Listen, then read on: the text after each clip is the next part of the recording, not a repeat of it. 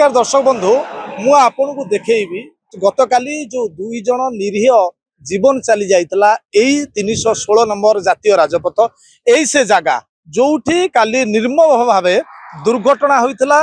तार मुख्य कारण होची रास्तार पड़िथिबा बाली। एई बाली नैथिला दुई दुई जनकर जीवन। एमती अनेकांश आपन जदि किछि दिन पूर्वरु मध्य देखिबे खाली जे आज नुहे अनेक पूर्वरु 316 नंबर जातीय राजपथ रे सबु बेले भिड़ रही थाए। जेहेतु एटा पुरी जीवा पे मुख्य जगन्नाथ सड़क भावे परिचित लक्षाधिक संख्यार भिड़ होता।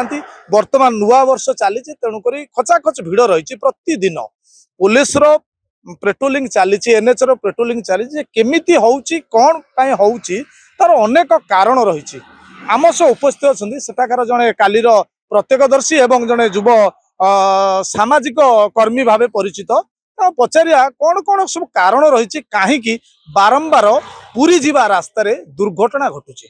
नमस्कार आपण परिचय।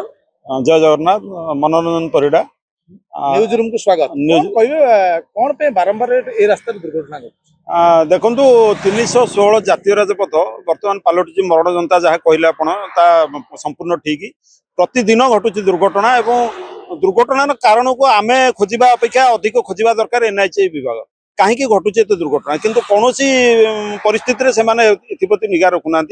आवश्यकता केवल रही टंका केमती टोल गेट रु पैसा आदाय हम गाड़ी केमती भिड़ हम अधिक जीव किंतु किभली भाव में परिचालना कर रास्ता को ये रास्तार आवश्यकता एत रही जहाँकि आमर विश्व प्रसिद्ध श्री जगन्नाथ ठाकुर अच्छा जहाँ देखा देश विदेश सबुठ लोक आसती ये हूँ तार मुख्य रास्ता।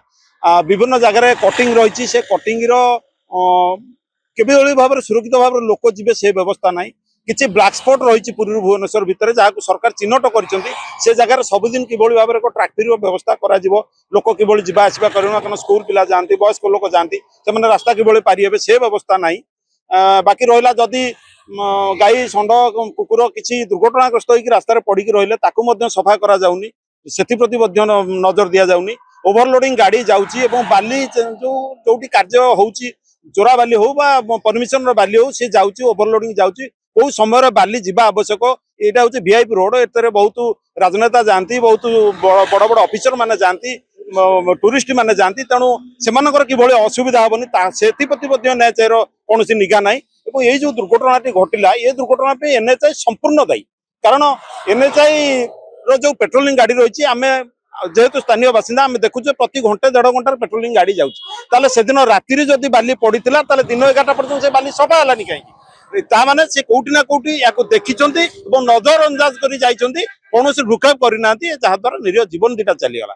तेणु ये बाकी रहा आलोकीकरण 10 वर्ष ऊर्ध्व समय होगा एनएचआई ये रास्ता निर्माण होगा और टोल आदाय होगा कहीं पूर्व भुवनेश्वर संपूर्ण आलोकीकरण एपर्यंत होनी अनेक जगह अंधार रही अंधार जो एक्सीडेंट घटुची। बाकी रहा दुकान देखिए आप एनएच को लगेगी प्रति जगार बर्तमान पिचु रास्ता को लगेगी दुकान गड़ी उठी पाखे लोक मैंने गले कार रखिले दुकान रू किसी शॉपिंग करने गले जहाँ सी एक दुर्घटनार कारण या नजर अंदाज करा कहीं कहीं एमती नीति आपणाउं एनएचआई विभाग कौन आवश्यकता रही एमती कर कठोर कहीं होनी एनएचआई।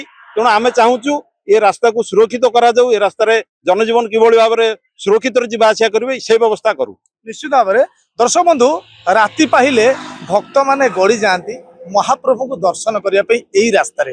तेणु आपण देखिए सब भक्त मानकर गोटे अनुरोध जे सरकार या उपरे निश्चित भाव में खूब कम समय गोटे दृढ़ पदक्षेप नियंतु जेमिति साधारण भक्त माने एथिरे न मरी जातु। पुरी जिला मंगलपुर सत्यजित मिश्र न्यूज रूम।